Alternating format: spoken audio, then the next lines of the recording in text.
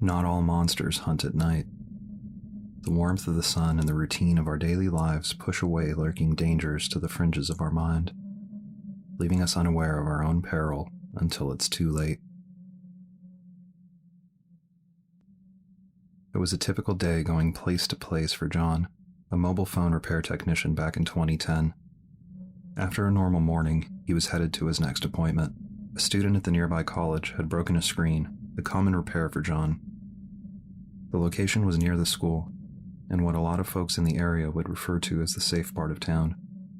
John arrived at his appointment and met Sarah, a nice young woman with a broken screen. Her apartment was small, so he set up his gear on the kitchen counter and got to work repairing the phone. Everything went normal with the repair, and John was down to the last steps of reconnecting the repaired screen to the phone when someone came knocking on Sarah's door. The knock was a medium tap, and it sounded like how you would knock if you were going over to a friend's house. Sarah was standing in the kitchen with John when it happened, and she immediately tensed up. He didn't want to intrude on a personal situation, so he shrugged it off and kept doing his work. Sarah walked over to the door slowly, looking as if this afternoon knock was filling her with dread. She looked through the peephole, jumped back from the door, and gasped. She stood stiff as a board, with her arms at her sides, pale as can be, like she had just seen a ghost. "Is everything okay?" John asked, starting to get uncomfortable with the situation. Sarah said nothing back to him. She looked as though she was hiding, and had just been found. The person on the other side of the door only knocked the first time, letting silence settle over the situation that was unfolding. The next few seconds felt like an eternity, and then the unknown assailants started kicking the door as hard as they could. The door rattled on its hinges but didn't open. The kicking continued and continued, and Sarah stood like a statue. John, seeing the situation escalate, worked to finish up his repair and pack up his gear.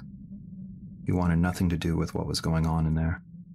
Seeing that Sarah was shaken and not going to do anything in response to the situation, John walked over to the entrance and yelled out, "Stop hitting the door."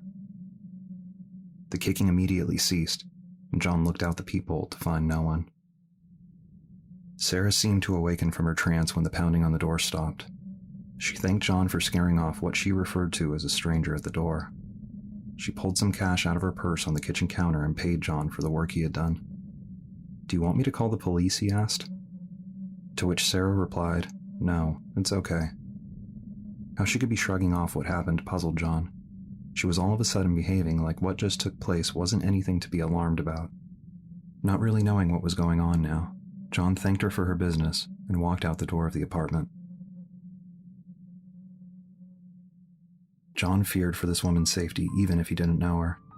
There was obviously something more going on with the villainous visitor than Sarah would let on to believe. He called in an anonymous tip about someone pounding on people's doors in the complex, and he hung out for long enough to see a squad car driving through the apartments. He had no choice but to go about his day. Unsettled confusion weighed on him, but there would be no resolution.